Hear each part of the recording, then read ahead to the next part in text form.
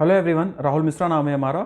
और आज का ये जो वीडियो रहेगा इसमें हम लोग जनवरी महीने के जो बैंकिंग एंड फाइनेंशियल अवेयरनेस के मोस्ट इंपॉर्टेंट एमसीक्यूज़ हैं उन सारी चीज़ों को डिस्कस करेंगे। जनवरी महीने का जो भी वीडियोस था वो मैंने ऑलरेडी पेड क्लासेस में अपने अपलोड कर दिया हुआ है। सारा का सारा कंटेंट आपको अवेलेबल कराया गया है, लेकिन सारी चीज़ें पढ़ना नहीं होती, सारी चीज़ें एग्जाम पॉइंट ऑफ व्यू से ज़रूरी नहीं, लेकिन चीज़ें हम लोग सब कुछ कवर करते हैं अपनी क्लासेस में। ठीक है, तो ये जो वीडियो रहेगा डेडिकेटेड उन सारी टॉपिक्स पे रहेगा या फिर उन सारे क्वेश्चंस को हम लोग यहाँ पर कवर करेंगे जो जनवरी महीने में बैंकिंग एंड फाइनेंशियल अवेयरनेस के बहुत ज़्यादा इंपॉर्टेंट हैं और वो बैंक एग्जाम के लिए इंपॉर्टेंट हैं। तो वही सारे क्वेश्चंस हम लोग यहाँ पे करेंगे। बाकी पूरा का पूरा कंटेंट आपको देखना है, सारे वीडियोस आपको देखने हैं, तो उसके लिए हमारी पेड क्लासेस चलती हैं, वहाँ पे वो सारी चीज़ें हम लोगों ने कवर कराया हुआ है। लेकिन उससे भी हम लोग फ़िल्टर लगा करके, उसमें से भी चीज़ों को हम लोग फ़िल्टर करके जो मोस्ट इंपॉर्टेंट एमसीक्यूज़ हैं बैंकिंग एंड फाइनेंशियल अवेयरनेस के जनवरी महीने के बैंक एग्जाम के लिए, वो सारी चीज़ें हम लोग यहाँ पर डिस्कस करने जा रहे हैं। ठीक है, चलो स्टार्ट करेंगे हम लोग अपने पहले क्वेश्चन से। As per the RBI's recent report titled Report on Trend and Progress of Banking in India, the total number of automated teller machines यानी कि ATMs in India increased by what percentage in financial year 2022? RBI की हालिया report में भारत में banking की प्रगति और प्रगति report के अनुसार भारत में स्वचालित टेलर मशीन, जिसको कि हम लोग ATM बोलते हैं, ATM की कुल संख्या वित्त वर्ष 2022 में कितने प्रतिशत बढ़ गई है, ये इस क्वेश्चन का हिंदी में मतलब है। Question exam point of view से बहुत ज़्यादा बढ़िया है और इसको हम लोग यहाँ पे सारी चीज़ों को डिस्कस करेंगे, टू दी पॉइंट चीज़ों को हम लोग समझेंगे।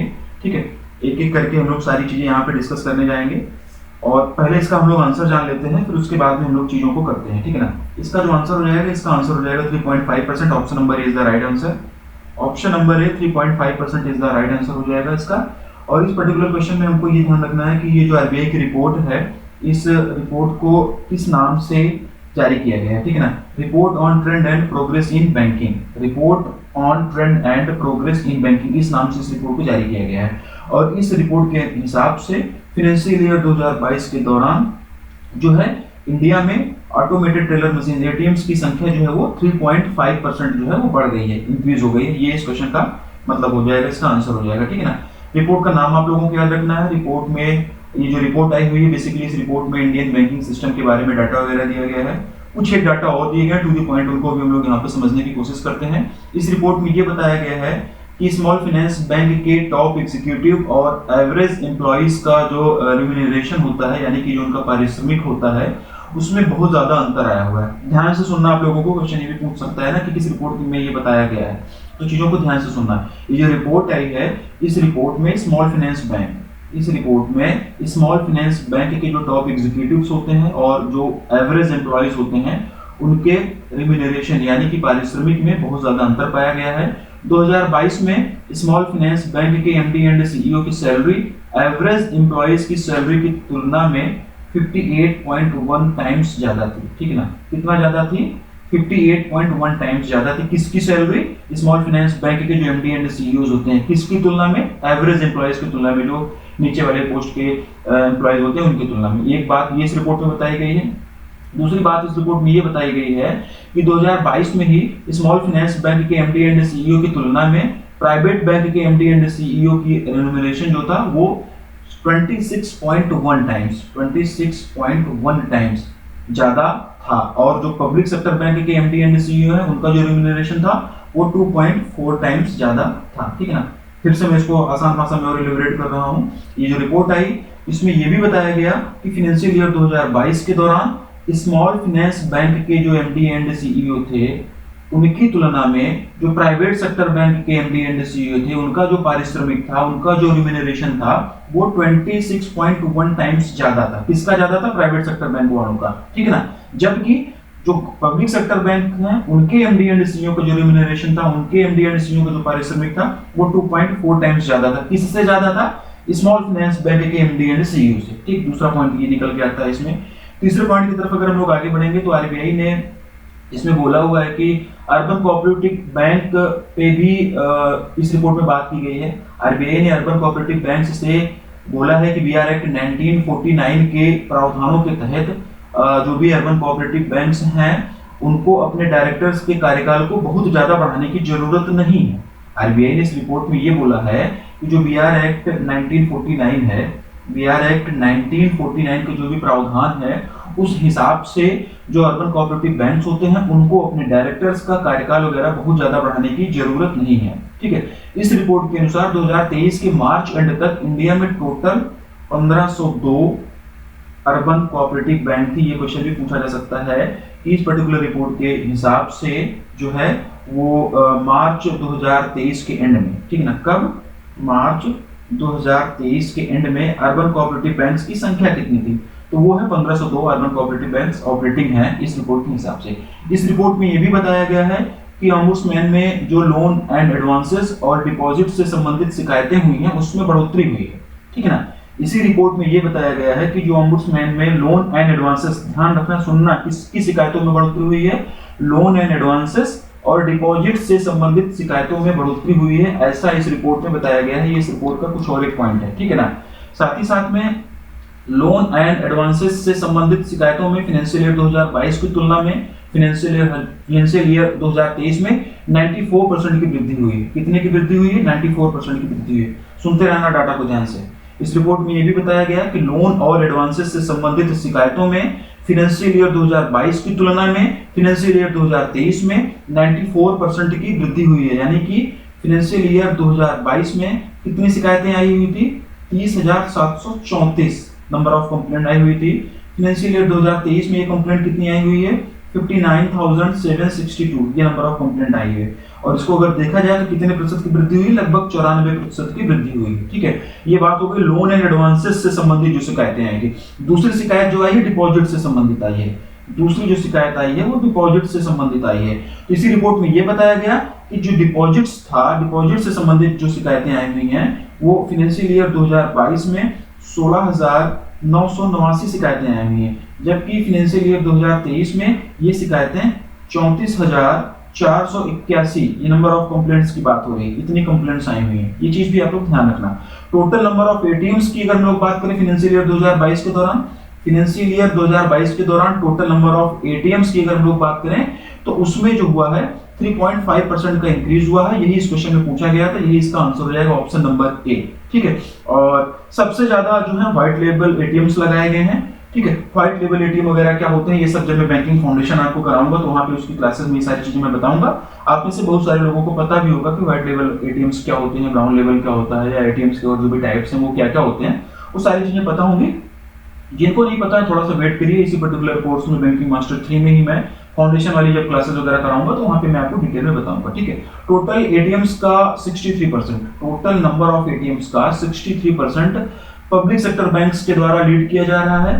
प्राइवेट सेक्टर बैंक के द्वारा जो है वो 35% एटीएम्स लीड किए जा रहे हैं। ठीक है, तो ये कुछ इंपॉर्टेंट डाटा था इस पर्टिकुलर क्वेश्चन से संबंधित। इस रिपोर्ट में कुछ और भी चीजें बताई गई हैं, कुछ और भी डाटा दिया गया है, वो मुझे उतना इंपॉर्टेंट नहीं लगा एग्जाम पॉइंट ऑफ व्यू से, इसलिए यहाँ पे वीडियो में मैं इसको कंसिडर नहीं कर रहा हूँ। पीडीएफ में हालांकि मैं डिटेल वो दूंगा, और भी जो इस रिपोर्ट में चीजें बताई गई हैं पीडीएफ में वो सारी चीजें मैं आपको दूंगा।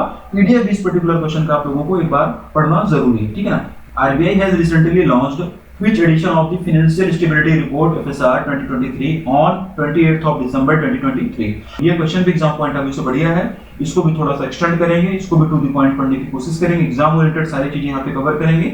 बाकी की इन्फॉर्मेशन पीडीएफ में भी मिलेगी, वो भी आप लोगों को पढ़ना होगा। पहले इसका आंसर जानते हैं, 28th ऑफ एडिशन, ठीक है ना, 28वां एडिशन जो है वो फाइनेंशियल स्टेबिलिटी रिपोर्ट का अभी हाल ही में आरबीआई के द्वारा रिलीज किया गया है। ठीक है ना, तो ये ध्यान रखना कि ये फाइनेंशियल स्टेबिलिटी रिपोर्ट का 28th एडिशन है, 28 दिसंबर 2023 को आरबीआई के द्वारा ये रिलीज किया गया है। एक क्वेश्चन यहाँ पे ये बनता है कि ये जो फाइनेंशियल स्टेबिलिटी रिपोर्ट होती है ये कब कब रिलीज की जाती है। ठीक है ना, तो ये हाफ ईयरली बेसिस पर रिलीज की जाती है, ये चीज आप लोग ध्यान रखना। ठीक है ना, हाफ ईयरली बेसिस पर ये रिपोर्ट जो है फाइनेंशियल स्टेबिलिटी रिपोर्ट ये रिलीज की जाती है। ठीक है, और यानी कि ये जो वित्तीय स्थिरता वाली जो रिपोर्ट है ये हाफ ईयरली बेसिस पर, फाइनेंशियल स्टेबिलिटी रिपोर्ट जो वित्तीय स्थिरता रिपोर्ट हाफ ईयरली बेसिस पर ये रिलीज की जाती है। ये रिपोर्ट फाइनेंशियल स्टेबिलिटी यानी कि वित्तीय स्थिरता और इंडियन फाइनेंशियल सिस्टम के जो भी जोखिम होते हैं उनका जो रिस्क होता है उसका आकलन करता है। इस रिपोर्ट में ये बताया गया है कि जो बड़े उधारकर्ता हैं, ठीक है ना, अब कुछ इसके पॉइंट्स हम लोग समझ रहे हैं यहाँ पे, कुछ इसके पॉइंट्स रिपोर्ट में क्या क्या चीजें बताएंगे वो भी जानना है, वहां से भी क्वेश्चंस फ्रेम होते हैं। जो चीजें किसी भी रिपोर्ट में डाटा दिया जाता है वहां से भी क्वेश्चंस फ्रेम किए जाते हैं। तो इसीलिए कुछ क्या क्या जरूरी पॉइंट्स हैं वो भी हम लोग यहाँ पे डिस्कस कर रहे हैं। तो इस रिपोर्ट में ये बताया गया है कि जो बड़े उधारकर्ता हैं, यानी कि जो लार्ज बारोवर हैं, उनके क्रेडिट में सुधार हुआ है। टॉप 100 बारोवर्स की अगर हम लोग बात करें, ठीक ना, अगर हम लोग बात करें टॉप 100 बारोवर्स की, ठीक है, तो टॉप 100 बारोवर्स का जो है वो एनपीए कैटेगरी में आते नहीं है, यानी कि सबसे बड़े 100 उधारकर्ता जो हैं वो एनपीए कैटेगरी में नहीं आ रहे हैं, मतलब कि उनका कोई एनपीए नहीं हो रहा है, उनके पैसे वगैरह जो भी वो दिए जा रहे हैं, ठीक है ना। शेड्यूल्ड कॉमर्शियल बैंक्स में टॉप 100 बारोवर्स के लोन की जो हिस्सेदारी है वो सितंबर 2023 के एंड तक घटकर 15.9% हो गई है, जो कि मार्च 2023 के एंड में 17.2% थी। इस बात को आप लोग फिर से सुनना, मैं फिर से इसको बोलूंगा, इस पॉइंट को सुनना। शेड्यूल्ड कॉमर्शियल बैंक्स में टॉप 100 बारोवर्स के जो लोन की हिस्सेदारी है वो सितंबर 2023 के एंड तक घटकर 15.9% हो गई है, जबकि ये मार्च 2023 के एंड में 17.2% थी। इस बात को आप लोग ध्यान रखना, सारे के सारे पॉइंट्स ध्यान रखना। यहीं पे डाटा का खेल होगा, यहाँ पे 15.9% और 17.2% में आपको उलझाएंगे और आप समझ नहीं पाएंगे। रिपोर्ट का नाम याद रखना, बाई एनुअल बेसिस पर, हाफ ईयरली बेसिस पर ये रिपोर्ट जो है वो मतलब की जाती है, बाई एनुअल भी हम लोग उसको बोलते हैं। ये चीज ध्यान रखना, आरबीआई के द्वारा ये रिपोर्ट रिलीज की जाती है, ये चीज भी ध्यान रखना। जो पॉइंट्स मैं बता रहा हूँ उसको यहाँ पे सुन लेना, इसके कुछ एक पॉइंट में पीडीएफ में दूंगा, वहां से भी पढ़ लेना, क्वेश्चन अच्छा है एग्जाम पॉइंट ऑफ व्यू से। इस रिपोर्ट में ये भी बताया गया कि कैपिटल एडिक्वेसी रेशियो जो है वो 71 basis point, capital adequacy ratio जो है वो 71 बेसिस पॉइंट तक डिक्लाइन हो सकता है, गिर सकता है। कैपिटल एडिक्वेसी रेशियो क्या होता है, काफी सारे लोगों को पता होगा, जिनको नहीं पता होगा फाउंडेशन में मैं सब कराने वाला हूँ, इस बार बहुत अच्छे से फाउंडेशन भी मैं करा रहा हूँ, वहां पे भी आप लोगों को मिलेगी बैंकिंग मास्टर 3 में, ठीक है ना। इस रिपोर्ट में ये भी बताया गया है कि सितंबर तक शेड्यूल्ड कॉमर्शियल बैंक का सीआरएआर और CET1 रेशियो 16.8% और 13.7% था क्रमशः, मतलब ये है रेस्पेक्टिवली, ये बात हो रही है सीआरएआर की और ये जो बात हो रही है CET1 की, ठीक है ना। इस रिपोर्ट में ये भी बताया गया है कि शेड्यूल्ड कॉमर्शियल बैंक का सीआरएआर जो है वो सीआरएआर रेशियो 16.8% और CET1 रेशियो जो है वो 13.7% था, ठीक है। सितंबर 2023 के एंड में शेड्यूल्ड कॉमर्शियल बैंक का ग्रॉस एनपीए, जिसको कि हम लोग जीएनपीए बोलते हैं, ठीक है ना, जिसको कि हम लोग जीएनपीए भी बोलते हैं, सितंबर 2023 के एंड में शेड्यूल्ड कॉमर्शियल बैंक का ग्रॉस एनपीए 3.2% और नेट एनपीए यानी कि एनपीए जो है वो 0.8% रहा, ठीक। तो ये कुछ डाटा थे, ये कुछ चीजें थी जो आपको यहाँ पे मैंने बताया, जो मुझे लगा एग्जाम पॉइंट ऑफ व्यू से जरूरी है, जहां से क्वेश्चन पूछे जाने के चांसेस ज्यादा है। हालांकि रिपोर्ट में बहुत सारी चीजें दी गई, सब कुछ पढ़ेंगे तो यहाँ पर लेंथी होगा, जो मुझे लगा कि वहां से क्वेश्चन पूछे जाने के ज्यादा चांसेस है वो मैंने वीडियो में यहाँ पे कवर किया हुआ है। इस पर्टिकुलर क्वेश्चन का पीडीएफ भी पढ़ना, पीडीएफ में भी मैं कुछ डाटा और दे रहा हूं, वहां से भी आप लोग पढ़िएगा तो कुछ और जो इसके पॉइंट्स हैं वो भी वहां पे आपको मिलेंगे, ठीक है। ये चीज ध्यान रखना, सबसे ज्यादा जो क्वेश्चन पूछा जाता है ये बाई एनुअल बेसिस पर ये रिपोर्ट आरबीआई के द्वारा रिलीज की जाती है। ये report financial stability and development council, जिसको कि हम लोग एफएसडीसी भी बोलते हैं, ये report financial stability and development council की सब कमेटी के जो भी फाइंडिंग्स होते हैं, उनके जो निष्कर्ष होते हैं, उसी के आधार पर ये रिपोर्ट बनाई जाती है। तो option number C, 28th number of edition of the financial stability report has recently been released by the RBI on the 28th of December 2023। ये चीज आप लोग ध्यान रखना, question exam point of view से बढ़िया था। अगले क्वेश्चन की तरफ बढ़ेंगे।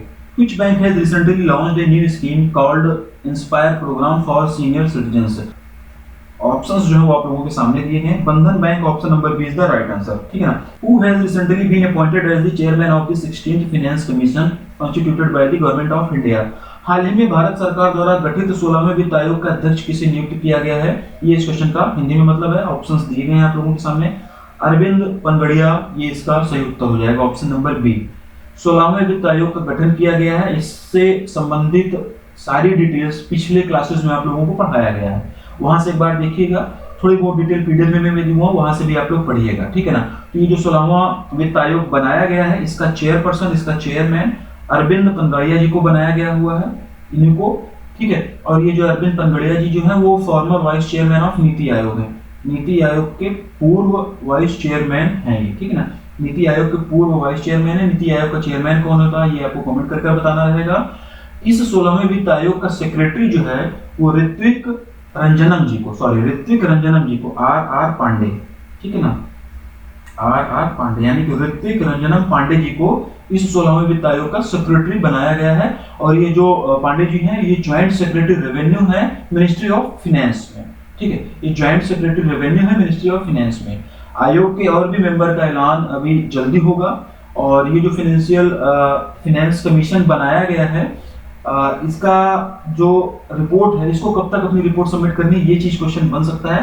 तो 30 अक्टूबर 2025 तक, ठीक है ना, 31 अक्टूबर 31 अक्टूबर 2025 तक, 31 अक्टूबर 2025 तक इस 16वें फिनेंस कमीशन को अपनी रिपोर्ट जो है सबमिट कर देनी है। और ये जो अरविंद पनगड़िया जी को इसका चेयरमैन बनाया गया है, इनका कार्यकाल भी 31 अक्टूबर 2025 तक ही रहेगा, क्योंकि इस डेट तक अपनी रिपोर्ट दे देनी है, तो इसी डेट तक इनका कार्यकाल भी रहेगा।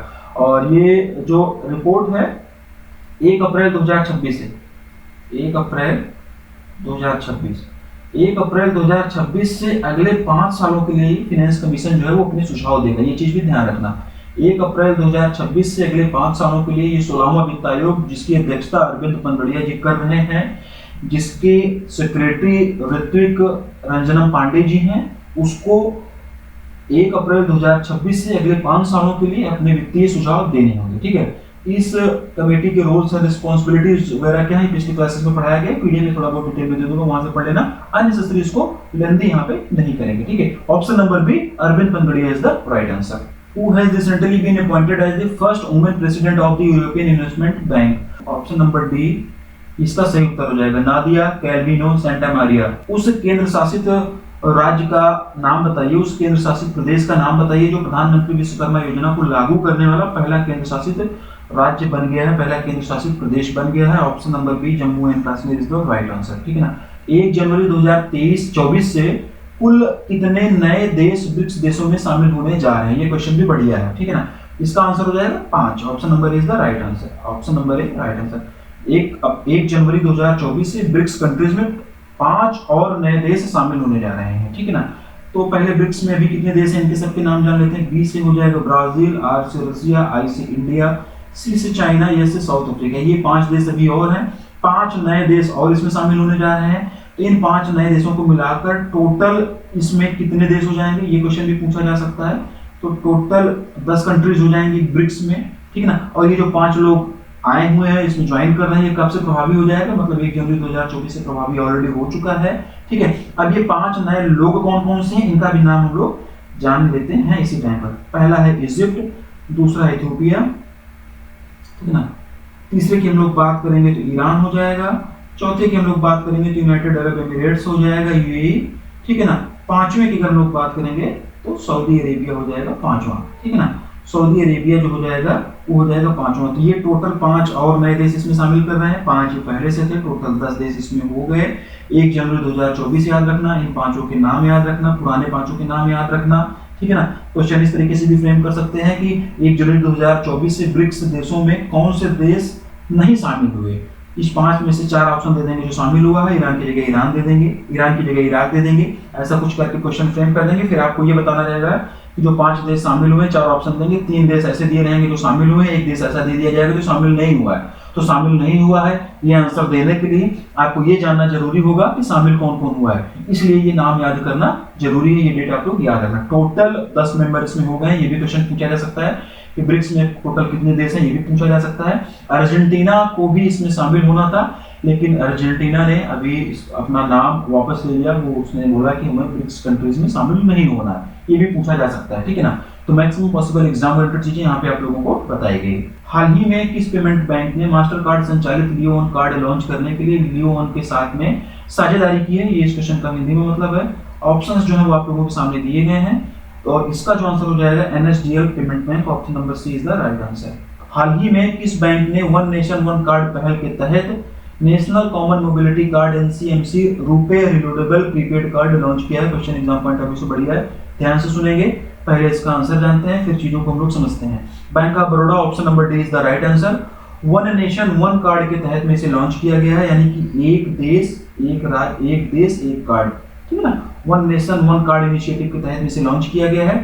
ठीक है, इस कार्ड के बारे में जानते हैं कि कार्ड क्या है, काम कहाँ करेगा, कैसे करेगा, इसके बारे में भी थोड़ा सा हम लोग जानते हैं। तो ये जो कार्ड है ये basically chip enabled contactless RuPay platinum Europay Mastercard and Visa prepaid card है, ठीक है ना।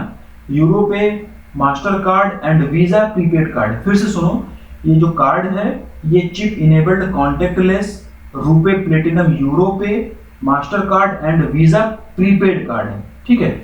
और ये एज ए एटीएम तो काम करेगा ही करेगा, ठीक है ना। ये कार्ड जो है, क्योंकि ये जो है प्रीपेड कार्ड है, ठीक ना, और ये एज ए एटीएम के रूप में भी काम करेगा, एज ए एटीएम के रूप में काम करेगा। साथ ही साथ में हम लोग जब पब्लिक ट्रांसपोर्ट वगैरह करते हैं, जैसे कहीं आना जाना होता है, मेट्रो से हम लोग कहीं जा रहे हैं, बस से कहीं जा रहे हैं, ट्रेन से जा रहे हैं, ओला उबर कैब से कहीं पे जा रहे हैं, जहाँ पर फेरीज वगैरह चलती हैं, अगर हम फेरीज से जा रहे हैं, या फिर हमको टोल देना है, हमको पार्किंग देना है, तो इन सबके टिकट्स के लिए भी इस कार्ड को हम लोग यूज कर सकते हैं। मतलब कि ये कार्ड जो है, बोला ना कि वन नेशन वन कार्ड है, पूरे देश में एक ही कार्ड चलेगा, एटीएम के रूप में भी काम करेगा।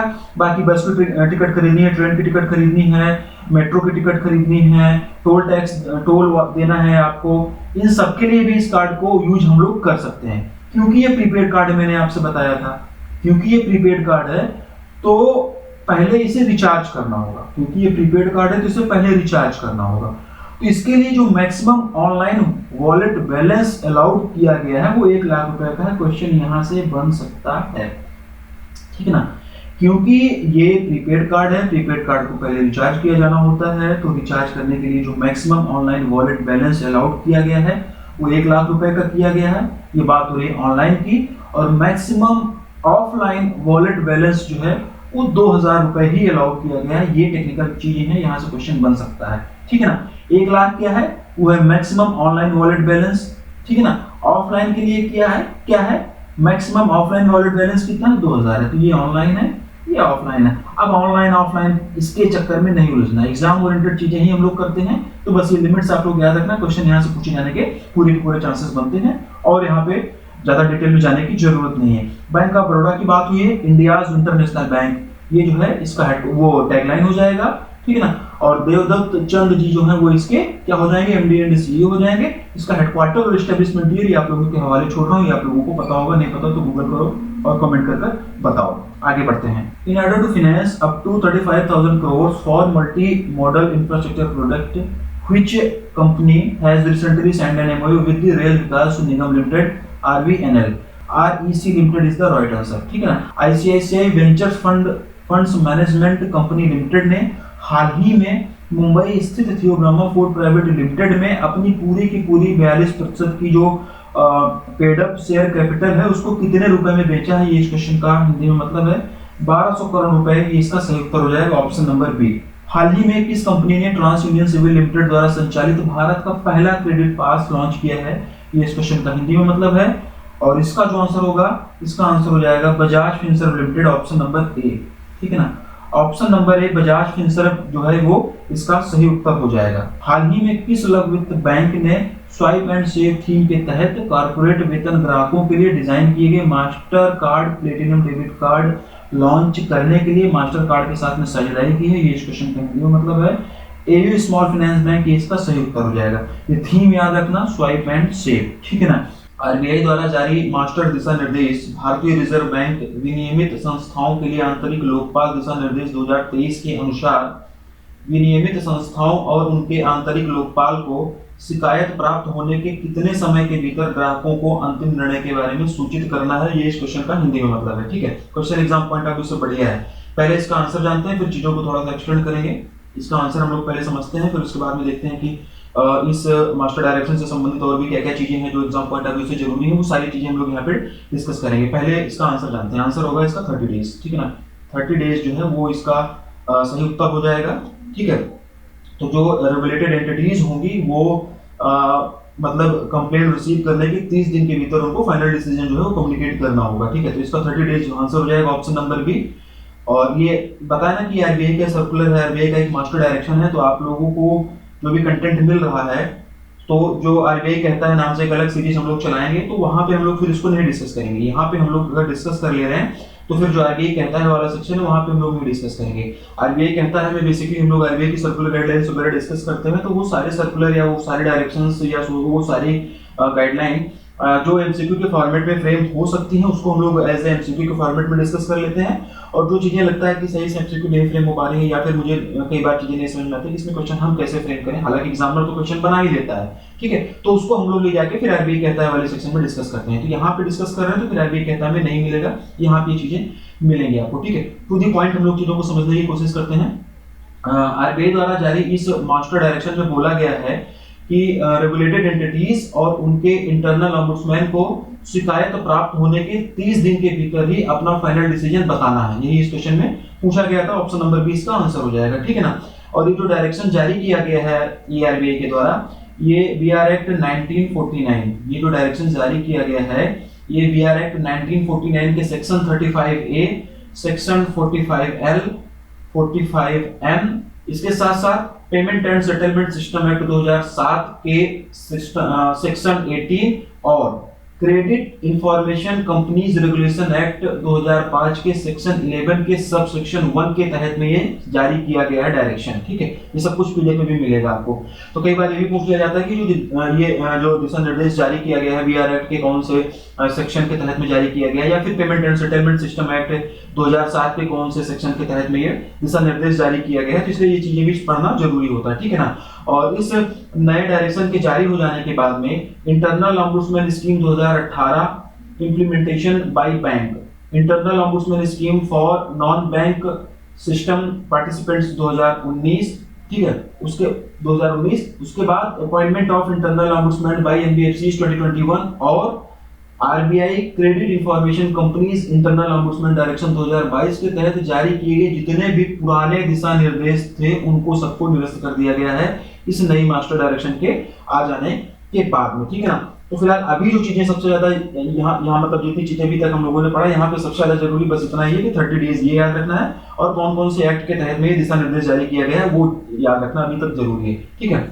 कुछ एक पॉइंट्स और हैं उसको भी हम लोग समझते हैं।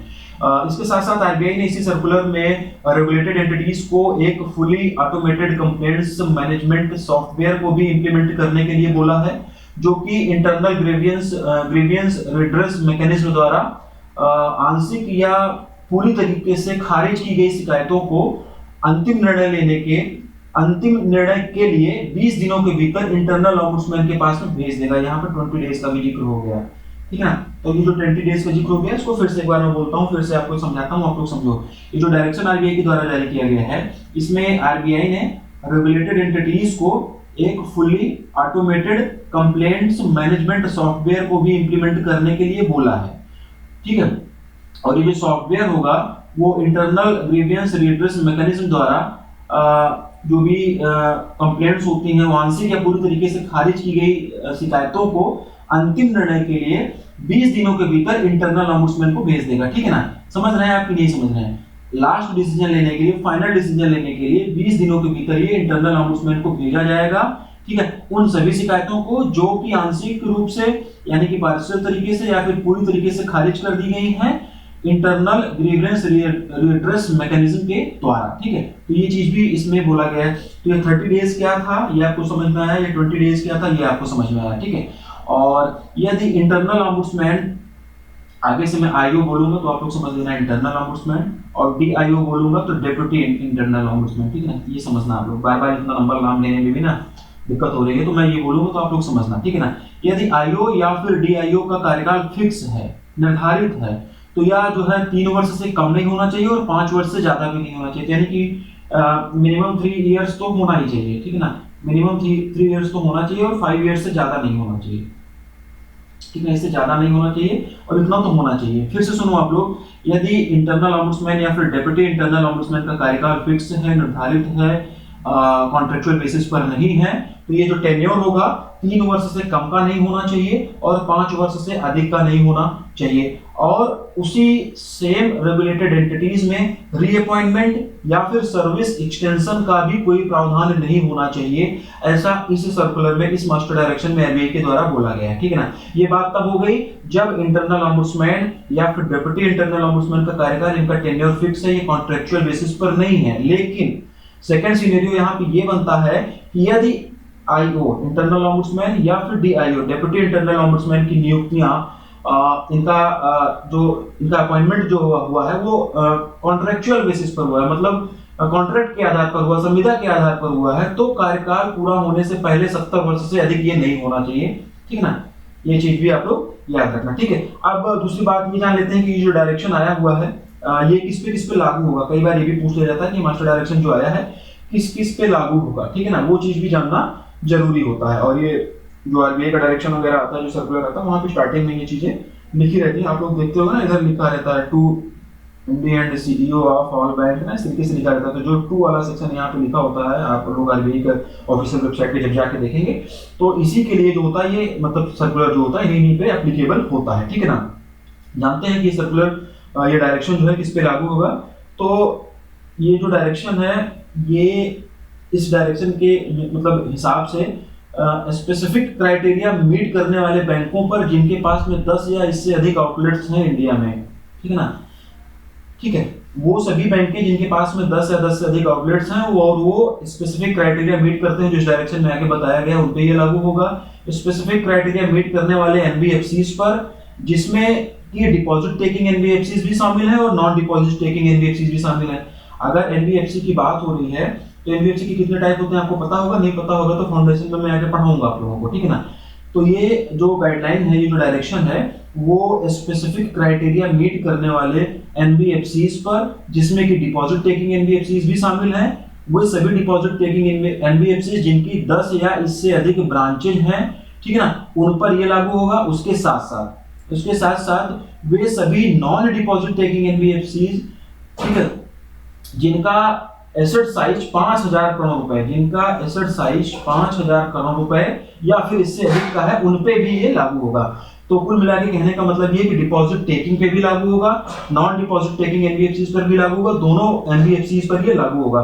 डिपॉजिट टेकिंग के कंडीशन में ये हो जाएगा कि वे सभी एनबीएफसीज जिनकी 10 या इससे अधिक ब्रांचेस हैं इंडिया में, और नॉन डिपॉजिट टेकिंग एनबीएफसीज की कंडीशन में ये चीजें हो जाएंगी कि उनका जो एसेट साइज है 5000 करोड़ रुपए या फिर इससे अधिक होना चाहिए। इसके साथ साथ सभी क्रेडिट इंफॉर्मेशन कंपनीज, सभी सीआईसीज पर, क्रेडिट इंफॉर्मेशन कंपनीज पर भी ये डायरेक्शन लागू होगा।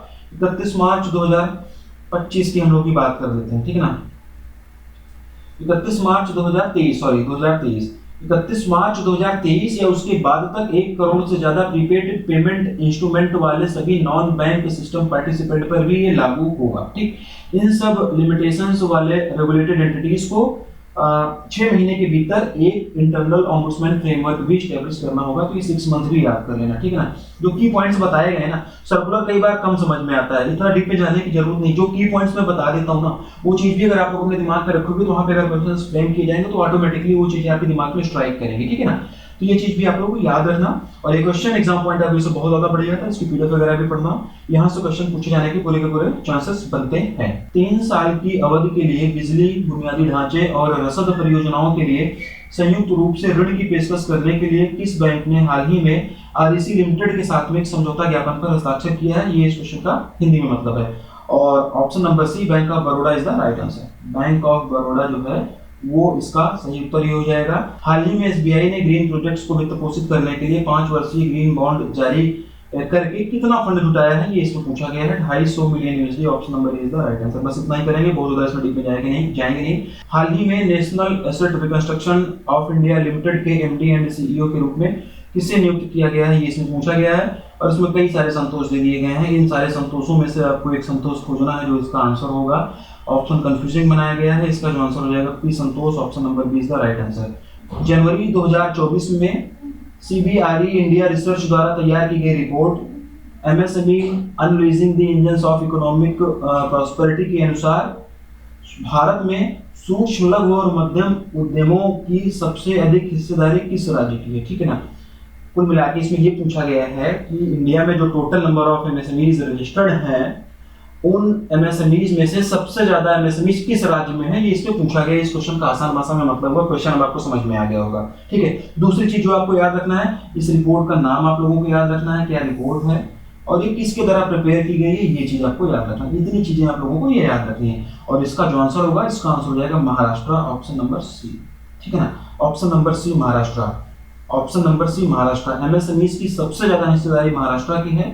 टोटल रजिस्टर्ड एमएसएमईज इंडिया में जितनी हैं उसमें से 17% एमएसएमई महाराष्ट्र में है, उसके बाद में तमिलनाडु का नंबर आता है, उसके पास में 10% की हिस्सेदारी है, उसके बाद में फिर उत्तर प्रदेश का नंबर आता है, उत्तर प्रदेश में टोटल 9 मतलब परसेंट लोग हैं, ठीक है ना। तो अगर हम लोग बात करें तो 7 से 9 जनवरी के दौरान, थोड़ा सा और चीजें एक्सटेंड कर देते हैं, 7 से 9 जनवरी के दौरान वाराणसी में आयोजित, ठीक है ना, CREDAI national new India summit 2024 के दौरान ये रिपोर्ट जारी की गई थी। और ये जो समिट आयोजित की गई थी, ये समिट का 5th एडिशन था, ठीक है ना, ये भी चीज आप लोग याद रखना। और इसमें बताया गया कि ये इंडिया में जो टोटल एमएसएमईज रजिस्टर्ड हैं, उसमें सबसे ज्यादा रजिस्टर्ड जो है वो किसके हैं, महाराष्ट्र के हैं, 17%, ठीक है ना। तो अगर ये देखा जाए, अगर इन तीनों को हम लोग जोड़ लें, ठीक है ना, तो इंडिया में जो टोटल रजिस्टर्ड एमएसएमईज हैं उसमें से लगभग 40% तो इन्हीं तीनों राज्यों में है, बाकी फिर अन्य राज्यों में है, ठीक है। तो जो चीजें पूछी जाएंगी वो सबसे ज्यादा पूछा जाता है फर्स्ट पे कौन है, तो फर्स्ट पे महाराष्ट्र है, ये आपको याद करना है। सेकंड पे तमिलनाडु, ये भी बता दिया गया फॉर सेफर साइड। थर्ड पे अपना उत्तर प्रदेश है, इसलिए भी बता दिया गया, ठीक है ना। तो फर्स्ट सेकंड थर्ड तीनों आप लोगों को बता दिया गया, इसमें और ज्यादा कुछ पूछा जाने के चांसेस बनता नहीं है, ठीक है। The Reserve Bank of India has recently increased the minimum capital requirement for the small finance bank from rupees 100 crore to कितना, ठीक है ना। यानी कि भारतीय रिजर्व बैंक ने हाल ही में लघु वित्त बैंकों के लिए न्यूनतम पूंजी आवश्यकता को 100 करोड़ रुपए से बढ़ा के कितने रुपए कर दिया गया है, ये क्वेश्चन इसमें पूछा गया है, इसका ही मतलब है। और ये question exam point of view से बहुत ज्यादा इंपॉर्टेंट रहने वाला है। यहाँ से क्वेश्चन बनेगा, ये फिर स्टैटिक का बन जाएगा हमेशा, ये चीजें हमेशा फिक्स हो जाएंगी, ठीक है। तो ये क्वेश्चन इंपॉर्टेंट है, पहले इसका आंसर जानते हैं, फिर थोड़ा सा एक्सटेंड करेंगे। 200 करोड़ रुपए इसका आंसर होगा, यहाँ पे कितना आ जाएगा, 200 करोड़ रुपए, ठीक है ना। तो भारतीय रिजर्व बैंक ने लघु वित्त बैंकों के लिए न्यूनतम पूंजी आवश्यकता को 100 करोड़ रुपए से बढ़ाकर 200 करोड़ रुपए कर दिया है, यानी कि डबल कर दिया है। सरकारी क्षेत्र के कर्मचारियों के लिए यूपीआई सक्षम सम्मान रुपए क्रेडिट कार्ड लॉन्च करने के लिए किस बैंक ने हाल ही में national payments corporation of India NPCI के साथ में साझेदारी की है, ये इस क्वेश्चन का हिंदी में मतलब है। ऑप्शंस आप लोगों के सामने दिए गए हैं और इसका जो आंसर होगा, इसका आंसर हो जाएगा IndusInd bank, option number A. हाल ही में किस बैंक ने विभिन्न स्थानों पर जाने वाले ग्राहकों के लिए बचत खाता पोर्टेबिलिटी प्रक्रिया को सरल बनाने के लिए बचत खाता पोर्टेबिलिटी ऑनलाइन योजना शुरू की गई है, ये इस क्वेश्चन का हिंदी में मतलब है, ठीक है। ऑप्शंस आप लोगों के सामने ये दिए गए हैं, Kotak Mahindra bank, Indian bank, Indian overseas bank और एचडीएफसी बैंक, ये ऑप्शन आप लोगों के सामने दिए गए हैं। और इसका जो आंसर होगा, फिलहाल इसका जो आंसर हो जाएगा Indian overseas bank, option number C. किस राज्य के मत्स्य पशुपालन और पशु संसाधन विकास विभाग ने हाल ही में गुड मैन्युफैक्चरिंग प्रैक्टिसेस सुविधा स्थापित करने के लिए राष्ट्रीय डेयरी विकास बोर्ड के साथ में एक समझौता ज्ञापन पर हस्ताक्षर किया है, ये इस क्वेश्चन का हिंदी में मतलब है। ऑप्शंस दिए गए हैं आप लोगों के सामने, उड़ीसा जो है वो इसका सही उत्तर हो जाएगा, उड़ीसा। डेयरी किसानों और डेयरी सोसाइटी की आवश्यकता के लिए वित्तीय सेवाएं और सहायता प्रदान करने के लिए किस बैंक ने हाल ही में डिजी वृद्धि टेक्नोलॉजीज प्राइवेट लिमिटेड के साथ में साझेदारी की है, ये इस क्वेश्चन का हिंदी में मतलब है, ये इस क्वेश्चन का हिंदी में मतलब है। ऑप्शंस आप लोगों के सामने दिए गए हैं, इसका जो आंसर रहने वाला है Karnataka bank, option number D. Bharatiya Jeevan बीमा निगम के निदेशक मंडल ने हाल ही में राष्ट्रीय आवास बैंक द्वारा प्रवर्तित कंपनी में इक्विटी हिस्सेदारी हासिल करने के प्रस्ताव को मंजूरी दे दी है, ठीक है ना। तो कितने प्रतिशत का इक्विटी हासिल करने के प्रस्ताव को मंजूरी दिया गया, बेसिकली ये इसमें पूछा गया है। और ऑप्शंस जो हैं वो आप लोगों के सामने ये दिए जा चुके हैं। इन्हीं ऑप्शंस में से एक इसका सही उत्तर हो जाएगा और इसका जो सही उत्तर हो जाएगा 10% की, ऑप्शन नंबर सी। ग्रामीण राजस्थान में वित्तीय समावेशन सेवाएं प्रदान करने के लिए किस पेमेंट बैंक ने हाल ही में हिंदुस्तान जिंक लिमिटेड के साथ में एक समझौता ज्ञापन पर हस्ताक्षर किया है, ये इस क्वेश्चन का हिंदी में मतलब है। ऑप्शंस भी आप लोगों को दिए जा चुके हैं, इसका जो आंसर हो जाएगा India post payment bank, option number ए, ठीक है ना। ग्रामीण स्वयं सहायता समूहों को ऋण प्रदान करने के लिए किस बैंक ने हाल ही में ग्रामीण विकास मंत्रालय के साथ में एक समझौता ज्ञापन पर हस्ताक्षर किया है, ये इस क्वेश्चन में पूछा गया है। ऑप्शंस जो है वो आप लोगों के सामने दिए गए हैं, इसका जो सही उत्तर हो जाएगा, इसका सही उत्तर होगा state bank of India, option number D. पर्यावरण अनुकूल परियोजनाओं और पहलों के लिए धन जुटाने के लिए स्टेट बैंक ऑफ इंडिया ने हाल ही में SBI green rupee term deposit नामक एक विशेष सावधि जमा योजना यानी कि एफडी शुरू की हुई है। इस योजना की अवधि क्या है, मतलब कि ये जो एफडी शुरू की गई है इसका टेन्योर क्या है, ये इसमें पूछा गया है, ठीक है। क्वेश्चंस आपके सामने क्वेश्चन है, इंपॉर्टेंट है एग्जाम पॉइंट ऑफ व्यू से। ऑप्शंस भी आप लोगों के सामने हैं, इसका उत्तर जानते हैं फिर चीज़ों को थोड़ा सा एक्सपांड करेंगे। Option number D all of the above, ये इसका सही उत्तर हो जाएगा। तो देखो ये 5 क्वेश्चन आप लोगों के लिए लेके आया हूँ। पहला है, दूसरा है, तीसरा है, चौथा है। सब कुछ ग्रीन डिपॉजिट से संबंधित ही है। पहला क्वेश्चन कह रहा है premature withdrawal of green deposits और रिस्ट्रिक्टेड और नॉट, मतलब कि ग्रीन डिपॉजिट्स का प्रीमेच्योर विड्रॉल रिस्ट्रिक्टेड है या नहीं, पहले समय से पहले इसका विड्रॉ हम लोग इसको कर सकते हैं कि नहीं, ये क्वेश्चन भी पूछा जा सकता है। तो सीधे सीधे इसका आंसर है there is no restrictions on premature withdrawal of green deposits. Green deposit के प्रीमेच्योर विड्रॉल में कोई रिस्ट्रिक्शंस नहीं है। आगे की लाइनें आप लोग पढ़ लेना, वो अलग चीज़ें हैं, उसमें कोई ज़रूरत नहीं है। ठीक है, पहला क्वेश्चन। दूसरा क्वेश्चन है are the deposits raised under the green deposit framework covered by the deposit insurance and credit guarantee corporation यानी कि DICGC। ये क्वेश्चन भी बढ़िया है, ठीक है ना।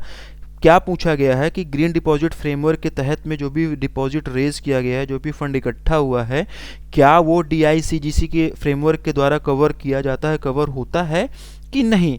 तो साफ साफ लिखा गया है कि the deposits raised under the framework are covered by the DICGC। तो सीधे सीधा है कि इसका मतलब इसके द्वारा कवर किया जाता है। ये क्यों होता है, कवर किया जाता है, ऐसा क्वेश्चन क्यों फ्रेम हो रहा है। इस कंडीशन में मान लीजिए बैंक वैंक डूबती है, पैसे डूबते हैं, कुछ भी होता है, तो जो रिकवरिंग वाला जो 5 लाख तक की लिमिट होती है, वो इंश्योरेंस वाला DICGC का काम आप लोग समझ रहे होंगे, तो उसके लिए ये इंश्योर्ड होता है, ठीक है ना। अगला क्वेश्चन है can bank allow overdraft facility to customers against green deposit, मतलब कि क्या बैंकें ग्रीन डिपॉजिट के अगेंस्ट में ओवरड्राफ्ट फैसिलिटी दे सकती हैं। ठीक है, ये है। तो इसमें इसका भी जो उत्तर लिखा गया है साफ साफ लिखा गया है banks are allowed to offer overdraft facility to customers against green deposit subject to instructions. ठीक है, वो आगे की चीज़ें हैं। तो सीधा सीधा सा मतलब है कि ग्रीन डिपॉजिट्स के अगेंस्ट में बैंकें जो हैं वो ओवरड्राफ्ट फैसिलिटी दे सकती हैं, ये इसका मतलब है, ये इसका उत्तर है। अगले क्वेश्चन की तरफ बढ़ेंगे। Can the green deposits be denominated in foreign currency, foreign currency बिल्कुल नहीं, no. The current framework permits green deposit to be denominated in Indian currency, Indian rupees only, केवल और केवल इंडियन रुपीज़ में ही ये डिनोमिनेटेड होगा। ठीक है, ये चीज़ आप लोग याद रखना। Are these deposits covered under DICGC, हाँ तो ठीक है ना, deposits made under the framework are insured by the, ठीक है। तो ये चीज़ें हो गई कि मतलब ये जो होता है वो इसके द्वारा इंश्योर्ड है। तो ये 5 FAQs थे जो मैंने आप लोगों के लिए कलेक्ट किया हुआ था। इसी तरीके से क्वेश्चंस एग्जाम में पूछे जाते हैं, ठीक है ना। कई बार हम लोग बहुत थ्योरी पढ़ रहे होते हैं, आजकल एग्जाम का पेपर वगैरह का पैटर्न बदल रहा है, डीप में जा जाके ब्रांच बैंकिंग से भी क्वेश्चंस पूछे जा रहे हैं, तो वो सारी चीज़ें भी हम लोग कवर कर रहे हैं और इसी तरीके के और भी क्वेश्चंस आपको आने वाले वीडियोज़ में देखने को मिलते रहेंगे। ठीक है, फिलहाल अगले क्वेश्चन की तरफ हम लोग बढ़ेंगे।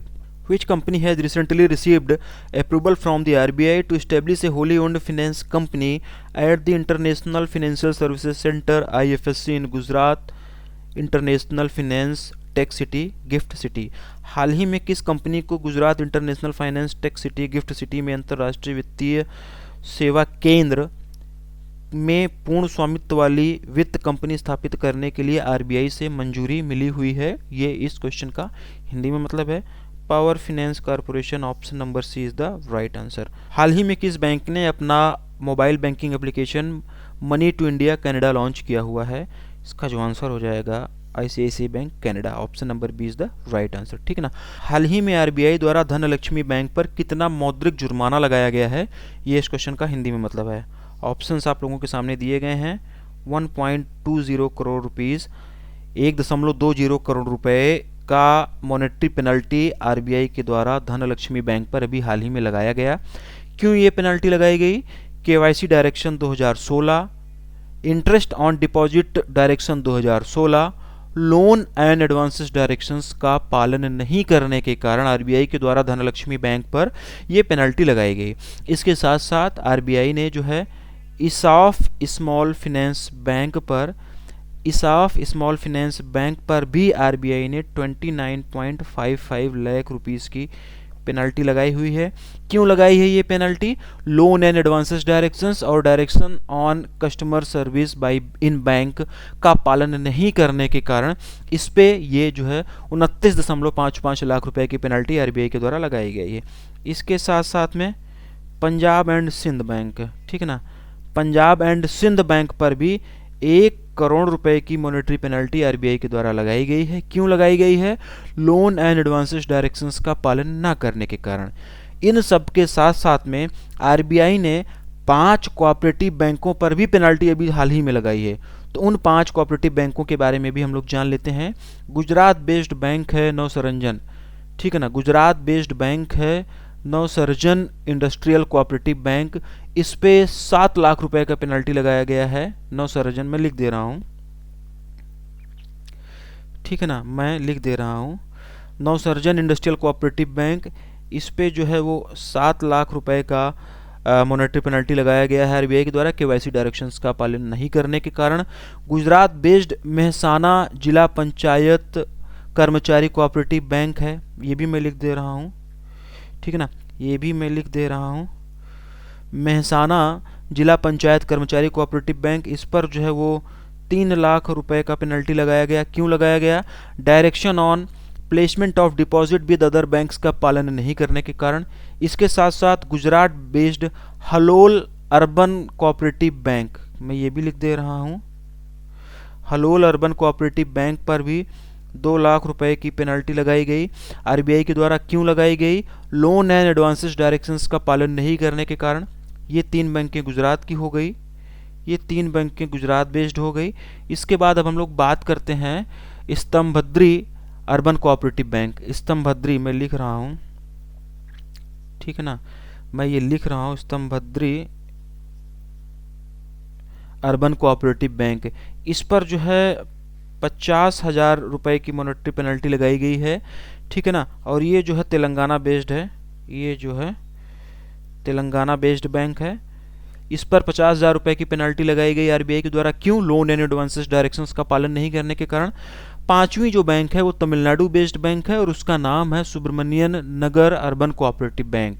सुब्रमण्यन नगर अर्बन कोऑपरेटिव बैंक, इस पर जो है वो 25,000 रुपए का जुर्माना लगाया गया लोन एंड एडवांसेस डायरेक्शंस का पालन नहीं करने के कारण आरबीआई के द्वारा, ठीक है ना। तो इस एक क्वेश्चन में हम लोगों ने कई सारे क्वेश्चंस कवर किए हुए हैं, ठीक है ना। क्वेश्चन में जो पूछा गया था धनलक्ष्मी बैंक के बारे में बताया गया, उसके बाद में मैंने इंसाफ कवर किया, पंजाब एंड सिंध कवर किया, ठीक है। इसके अलावा 5 जो हैं वो कोऑपरेटिव बैंकें भी थी, तो उन पर भी अभी आरबीआई के द्वारा जुर्माना लगाया गया था। तो कितना कितना जुर्माना लगाया गया, क्यों लगाया गया, वो सब कुछ हम लोगों ने यहाँ पे कवर किया है, ठीक है। आगे बढ़ते हैं। कैबिनेट की नियुक्ति समिति ने हाल ही में आरबीआई के डिप्टी गवर्नर के रूप में माइकल देवव्रत पात्रा की नियुक्ति को कितने साल के लिए बढ़ाने की मंजूरी दे दी है? ये इस क्वेश्चन का हिंदी में मतलब है 1 साल इसका आंसर हो जाएगा। हाल ही में किस बैंक ने Indian school of business Hyderabad में रिजर्व बैंक इनोवेशन हब और डी लैब्स के सहयोग से बिल्ड फॉर बिलियंस नामक एक स्टार्टअप एक्सेलरेटर प्रोग्राम लॉन्च किया है? ये इसका हिंदी में मतलब है। क्वेश्चन ऑप्शन आप जो है आप लोगों के सामने दिया गया है, union bank of India, option number C is the right answer. भारतीय एमएसएमईज को ऋण प्रदान करने के लिए किस बैंक ने हाल ही में clicks capital services private limited के साथ एक डिजिटल साझेदार साझेदारी की है, ठीक है ना। ऑप्शंस दिए गए हैं आप लोगों के सामने। कर्नाटका बैंक जो है वो ऑप्शन नंबर डी इसका सही उत्तर हो जाएगा। वैश्विक स्तर पर यूपीआई का विस्तार करने के लिए किस कंपनी ने हाल ही में एनपीसीआई इंटरनेशनल पेमेंट्स लिमिटेड यानी कि एनआईपीएल के साथ में एक समझौता ज्ञापन पर हस्ताक्षर किया है? ये इस क्वेश्चन का हिंदी में मतलब है। और ऑप्शंस आप लोगों के सामने दिए गए हैं, ठीक है। इसका सही उत्तर हो जाएगा गूगल पे इंडिया, ऑप्शन नंबर सी। हाल ही में डीसीबी बैंक के एमडी एंड सीईओ के रूप में किसे नियुक्त किया गया है? ये इसमें पूछा गया है। ऑप्शंस आप लोगों के सामने दिया गया है। Praveen Achuthan Kutty, option number A is the right answer. Praveen Achuthan Kutty, option number A is the right answer. भारतीय प्रतिस्पर्धा आयोग ने हाल ही में Shriram LI holdings private limited के किस कंपनी के साथ में प्रस्तावित एकीकरण को मंजूरी दी है? ये इसमें पूछा गया है और इसका जो आंसर हो जाएगा Shriram life insurance company limited, option number C. 1 liner करेंगे, इससे ज़्यादा डीप में नहीं जाएंगे। पूरे भारत में नवीकरणीय ऊर्जा परियोजनाओं की एक विस्तृत श्रृंखला के लिए सह ऋण और ऋण सिंडिकेशन के लिए एक मंच स्थापित करने के लिए किस बैंक ने हाल ही में भारतीय नवीकरणीय ऊर्जा विकास एजेंसी लिमिटेड के साथ में एक समझौता ज्ञापन पर हस्ताक्षर किया है? इसमें बैंक का नाम पूछा गया है और इसका जो सही उत्तर होने जा रहा है वो Indian overseas bank, option number ए, ठीक है ना। किस बैंक ने हाल ही में निवासियों, अनिवासी साधारण और निवासी वरिष्ठ नागरिकों के लिए 360 दिनों के लिए घरेलू सावधि जमा के लिए उच्च ब्याज दरों के साथ एक विशेष खुदरा अल्पकालिक जमा योजना शुरू की है? ये इस क्वेश्चन का हिंदी में मतलब है। ऑप्शंस आप लोगों के सामने दिया गया है और इसका जो है कौन सी बैंक है वो इसमें पूछा गया है, ठीक है ना। तो इसका जो आंसर हो जाएगा bank of Baroda, option number D. हाल ही में किस बैंक ने तमिलनाडु में उद्यमिता को बढ़ावा देने के लिए तमिलनाडु सरकार की एक नोडल एजेंसी स्टार्टअप टीएन के साथ में कोलैबोरेशन किया हुआ है? ये इस क्वेश्चन का हिंदी में मतलब है DBS bank India, option number B is the right answer. The ministry of heavy industries MHI has constituted a committee to examine the demand for including more components in the production linked incentive scheme for automobile and auto component industry. Who is the head of this committee? भारी उद्योग मंत्रालय ने automobile और auto component उद्योग के लिए उत्पादन linked प्रोत्साहन योजना में अधिक घटकों को शामिल करने की मांग की जांच करने के लिए एक समिति का गठन किया है। इस समिति का प्रमुख कौन है, चीफ कौन है, ये इसमें पूछा गया है। Hanif Qureshi, option number C is the right answer, ठीक है ना। Hanif Qureshi, option number C is the right answer. और ये जो हनीफ कुरैशी जी हैं वो एडिशनल सेक्रेटरी हैं मिनिस्ट्री ऑफ हैवी इंडस्ट्रीज़ में, और इस कमेटी में टोटल 11 मेंबर रहेंगे। इस कमेटी में टोटल 11 मेंबर रहेंगे। महिंद्रा एंड महिंद्रा के farmer managing director Pawan Goenka, option में देखो इनका भी नाम दिया गया है, पवन गोयनका जी। ये जो हैं महिंद्रा एंड महिंद्रा के फॉर्मर मैनेजिंग डायरेक्टर हैं और इन्हीं को इस कमेटी का एडवाइज़र भी बनाया गया है। इन्हीं को इस कमेटी का एडवाइज़र भी बनाया गया है, ये चीज़ भी आप लोग ध्यान रखना। 11 लोगों की जो एक कमेटी है, इस कमेटी में ऑटोमोटिव इंडस्ट्री से संबंधित, ऑटोमोबाइल इंडस्ट्री से संबंधित जो भी एक्सपर्ट लोग हैं उनको भी शामिल किया गया है। तो बस इतना ही जानेंगे, इससे ज़्यादा और इसमें बहुत ज़्यादा डीप में जाने की ज़रूरत नहीं है। किस लघु वित्त बैंक ने हाल ही में अपने अत्याधुनिक सप्लाई चेन फाइनेंस प्लेटफॉर्म अंसिया चेन के लिए अंसिया टेक्नोलॉजीज प्राइवेट लिमिटेड के साथ में साझेदारी की है? ये इस क्वेश्चन का हिंदी में मतलब है unity small finance bank, option number is the right answer. One liner करेंगे, बहुत ज़्यादा डीप में नहीं जाएंगे। हाल ही में एशियन इंफ्रास्ट्रक्चर इन्वेस्टमेंट बैंक द्वारा AIIB के प्रोजेक्ट इंडिया प्रोजेक्ट मेरिडियन के लिए सस्टेनेबल एनर्जी इंफ्रास्ट्रक्चर में कितनी राशि निवेश की गई है, ये इसमें पूछा गया है। 486 करोड़ रुपए, option number D is the right answer. सूक्ष्म लघु और मध्यम उद्यमों की वित्तीय जरूरतों को पूरा करने के लिए किस बैंक ने हाल ही में एक end to end digital supply chain finance platform SmartFin launch किया हुआ है? ठीक है, ऑप्शंस दिए गए हैं आप लोगों के सामने। Yes bank, option number is the right answer. SEBI अध्यक्ष माधवीपुरी बच्च ने किस संगठन के लिए बहुभाषी CAS और बड़ी सहायता 24/7 चैटबॉट नामक 2 अद्वितीय बहुभाषी पहल शुरू की है? ये इसका हिंदी में मतलब है ये इस क्वेश्चन का, और इसका जो आंसर हो जाएगा CDSL, option number D, central depository India services limited, option number D. वित्त मंत्रालय द्वारा हाल ही में गांधीनगर गुजरात में Gujarat international finance tech city में भारत के पहले अंतर्राष्ट्रीय वित्तीय सेवा केंद्र में दी जाने वाली वित्तीय सेवाओं में कितनी अतिरिक्त सेवाओं को अधिसूचित किया गया, मतलब कितनी और वित्तीय सेवाएं जो हैं वो मतलब बढ़ा दी गई हैं, ये इसमें पूछा गया है। और इसका सही उत्तर हो जाएगा 4, option number B, option number B 4, ये इसका सही उत्तर हो जाएगा। इंडिया के पहले IFSC centre gift city Gandhinagar Gujarat में जो भी फाइनेंशियल सर्विसेज प्रोवाइड की जाती हैं और उनको जो है गवर्नमेंट ऑफ इंडिया के द्वारा अभी हाल ही में एक्सपांड किया गया, और एक्सपांड करने के बाद में 4 और एडिशनल सर्विसेज को बढ़ा दिया गया है। ये 4 सर्विसेज कौन सी हैं, इनके नाम याद रख लेना, क्वेश्चन यहाँ से भी पूछे जा सकते हैं, ठीक है ना। पहली सर्विसेज है टैक्सेशन, दूसरी सब्जेक्ट है सर्विस है अकाउंटिंग, ठीक है ना, दूसरी सर्विस है अकाउंटिंग। तीसरी की अगर हम लोग बात करेंगे सर्विस कौन सी है तो बुक कीपिंग, तीसरी सर्विस जो है वो बुक कीपिंग। चौथी सर्विस की अगर हम लोग बात करते हैं तो चौथी सर्विस है फिनेंशियल क्राइम कंप्लायंस, ठीक है ना। तो ये हो गई 3-4 की 4 सर्विसेज। इन चारों सर्विसों के नाम जरूर याद रख लेना, क्वेश्चन अगर डीप में बनाएंगे तो ये पूछा जाएगा, तो ये चीज़ आप लोगों को याद रहना चाहिए। कौन सा देश हाल ही में हांगकांग को पछाड़कर बाजार पूंजीकरण के हिसाब से दुनिया का चौथा सबसे बड़ा शेयर बाजार बन गया है? ये इसका हिंदी में मतलब है C, India is the right answer, C India is the right answer, ठीक है। हाल ही में किस बीमा कंपनी ने सरल स्वाधन सुप्रीम और स्मार्ट स्वाधन सुप्रीम नाम से 2 नए उत्पाद लॉन्च किए हैं? ये बस इसमें पूछा गया है। SBI life insurance, option number A is the right answer. Japan स्थित सॉफ्ट बैंक ग्रुप कॉर्प ने किस कंपनी में भुगतान की गई शेयर पूंजी का 1.95% 950 करोड़ रुपए में बेच दिया है? ये इस क्वेश्चन का हिंदी में मतलब है, option number D, Paytm is the right answer. हाल ही में किस बीमा कंपनी ने अनुकूलन योग्य वार्षिकी विकल्पों के साथ स्वैग पेंशन योजना लॉन्च की है? ये इस क्वेश्चन का हिंदी में मतलब है। ऑप्शंस आप लोगों के सामने दिए गए हैं, ठीक है। इसका सही उत्तर हो जाएगा max life insurance, option number B.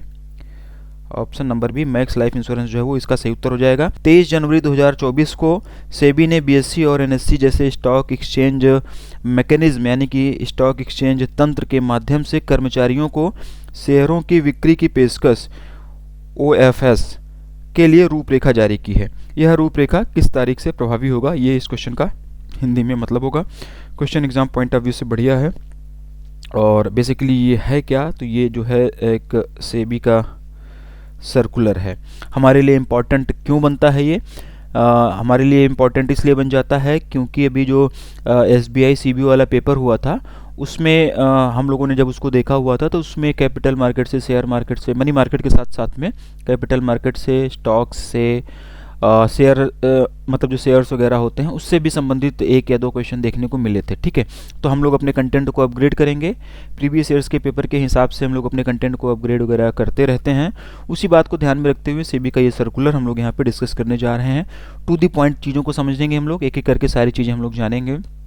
कई बार चीज़ें नहीं समझ में भी आएंगी क्या, क्योंकि सर्कुलर के डीप में जाएँ तो कई सारी टर्मिनोलॉजी ऐसी आ जाती हैं कि जो हमें आपको पता नहीं होता, फिर उसको समझने के लिए एक अलग से डेडिकेटेड और सेपरेट वीडियो की ज़रूरत पड़ जाती है।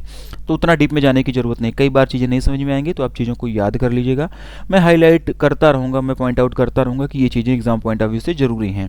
बेसिकली ये जो कोर्स हमारा है इसमें एग्जाम पॉइंट ऑफ व्यू से ही चीज़ों को हम लोग कवर करते हैं। बैंकिंग एंड फिनेंशियल अवेयरनेस में हमको कोई बैंकिंग एंड फिनेंस में कोई हमको मास्टर डिग्री या डिप्लोमा डिग्री नहीं लेनी है, ठीक है ना। पहला चीज़ जो है कि सेबी ने जो है फ्रेमवर्क रिलीज किया ऑफर फॉर सेल के लिए, सेवर, ठीक है ना। तो ये जो आया हुआ था, ये जो सर्कुलर आया किस तारीख से प्रभावी होगा ये इसमें पूछा गया है, ठीक है। तो इसका जो हम लोग आंसर जानेंगे, इसका आंसर जानेंगे 22 फरवरी 2024, ऑप्शन नंबर ए। हाल ही में किस संगठन या बीमा कंपनी ने सामान्य और स्वास्थ्य बीमा कंपनियों के परामर्श से कैशलेस एवरीवेयर पहल शुरू की है? ये इसका हिंदी में मतलब है general insurance council, option number D is the right answer. हाल ही में किस बीमा कंपनी ने I select guaranteed future plus launch किया है? ये इसमें पूछा गया है, ठीक है ना।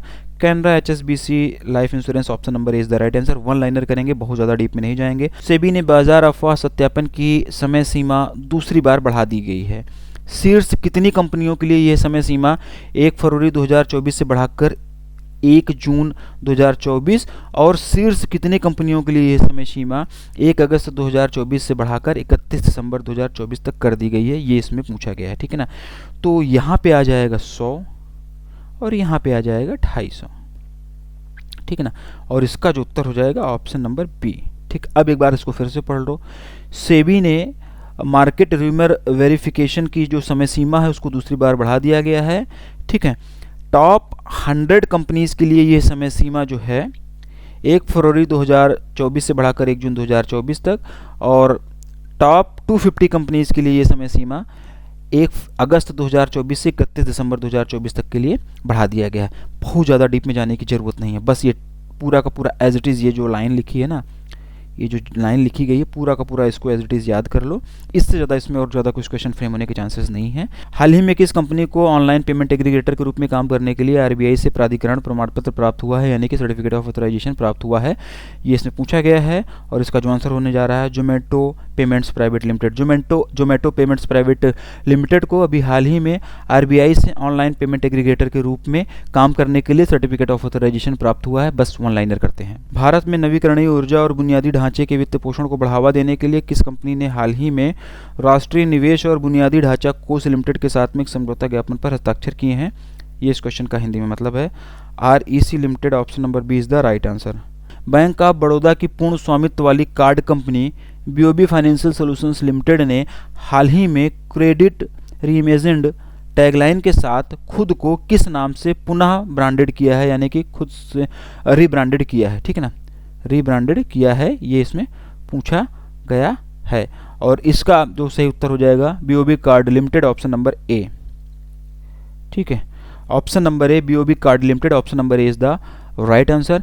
किस नाम से रीब्रांडेड किया गया? तो BOB कार्ड नाम से रीब्रांडेड किया गया।